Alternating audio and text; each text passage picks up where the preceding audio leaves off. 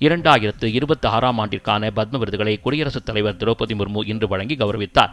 2026ஆம் ஆண்டிற்கான 131 பத்ம விருதுகளை மத்திய அரசு அறிவித்திருந்தது. இதன்படி முன்னதாக நடைபெற்ற விழாவில் 66 பேருக்கு விருதுகள் வழங்கப்பட்டன. இரண்டாம் கட்ட விழா புதுதில்லியில் உள்ள குடியரசுத் தலைவர் மாளிகையில் இன்று நடைபெற்றது. இதில் நடிகர் மம்முட்டி, டென்னிஸ் ஜாம்பவான் விஜய் அமிர்தராஜ் ஆகியோர் பத்மபூஷன் விருதுகளை பெற்றனர். பொழுதுபோக்கு துறையில் சிறந்த பங்களிப்பிற்காக நடிகர் மாதவனுக்கு பத்மஸ்ரீ விருது வழங்கப்பட்டது.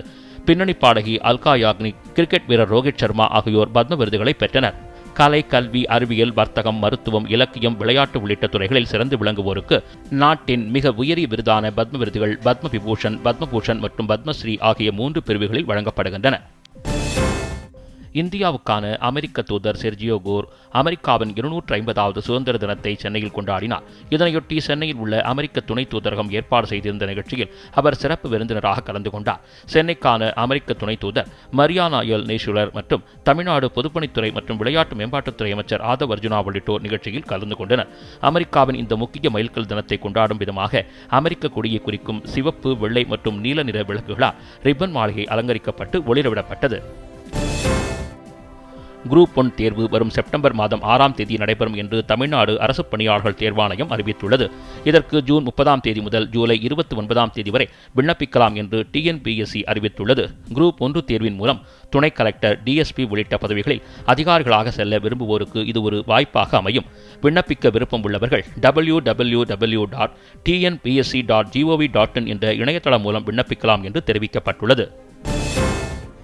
இந்தியாவின் தூய்மையான எரிசக்தி மாற்றத்தை வலுப்படுத்த NLC இந்தியா மற்றும் இந்தியன் ஆயில் நிறுவனங்கள் இடையே புரிந்துணர்வு ஒப்பந்தம் கையெழுத்தானது. இந்தியாவின் தூய்மையான எரிசக்தி மாற்றத்தை வலுப்படுத்துவதற்கும் நாட்டின் விக்சித் பாரத் மற்றும் நிகர பூஜ்ய கார்பன் இலக்குகளை ஆதரிப்பதற்கும் ஒரு முக்கிய நடவடிக்கையாக NLC இந்தியா நிறுவனம் இந்தியன் ஆயில் கார்ப்பரேஷன் லிமிடெட் நிறுவனத்தோடு இணைந்து தமிழ்நாட்டில் புதுப்பிக்கத்தக்க எரிசக்தி மின் திட்டங்களை நிறுவுவதற்கான ஒரு கூட்டு முயற்சியை உருவாக்குவதற்காக புரிந்துணர்வு ஒப்பந்தத்தில் கையெழுத்திட்டுள்ளது. இந்த ஒப்பந்தம் புதுதில்லியில் NLC இந்தியா நிறுவனத்தின் வணிக மற்றும் வணிக மேம்பாட்டுக்கான தலைமை பொது மேலாளர் அனுராக் மிட்டல் மற்றும் IOCL மாற்று எரிசக்திக்கான தலைமை பொது மேலாளர் மனோஜ் நந்தா ஆகியோரால் கையெழுத்திடப்பட்டது. திருப்பூர் மாவட்டம் உடுமலை அருகே தென்னை நார் தொழிற்சாலைக்கு முறைகேடாக தண்ணீர் வழங்குவதை கண்டித்து விவசாயிகள் கால்வாயில் இறங்கி போராட்டத்தில் ஈடுபட்டனர்.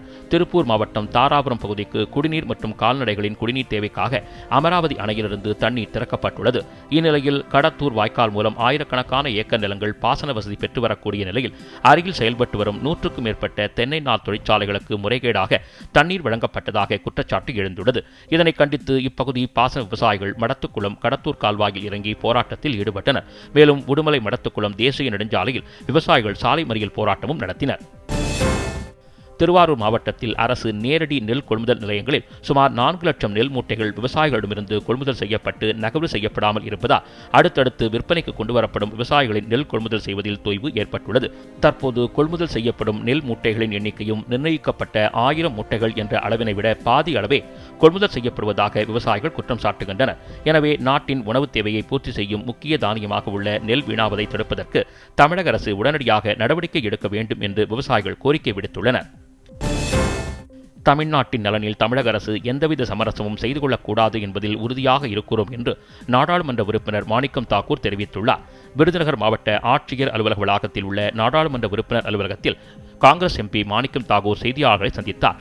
அப்போது பேசிய அவர், மாநிலத்தின் அடிப்படை உரிமைகள், சமூக நீதி மற்றும் மதச்சார்பின்மை ஆகியவற்றில் சமரசம் இல்லாதவரை மத்திய மாநில அரசுகளின் உறவு பரஸ்பர நம்பிக்கையோடு நீடிப்பது அவசியமானது என்றார். வேலூர் மாவட்டம் குடியாத்தம் அருகே தீப்பெட்டி தொழிற்சாலையில் திடீர் தீ விபத்து ஏற்பட்டது. குடியாத்தம் அடுத்த காத்தாடிக்குப்பம் பகுதியில் சீனிவாசன் என்பவருக்கு சொந்தமான தீப்பெட்டி தொழிற்சாலை உள்ளது. இந்த தொழிற்சாலையில் சுமார் 10 தொழிலாளர்கள் பணியில் ஈடுபட்டிருந்தனர். அப்பொழுது திடீரென்று தீ விபத்து ஏற்பட்டு தொழிற்சாலை முழுவதும் புகை மண்டலம் போல் ஆனது. இதனையடுத்து தொழிலாளர்கள் அனைவரும் அலறி அடித்துக்கொண்டு வெளியே ஓடிவந்த நிலையில் ஒரு பெண் தொழிலாளி மட்டும் உள்ளே சிக்கிக் கொண்டார்.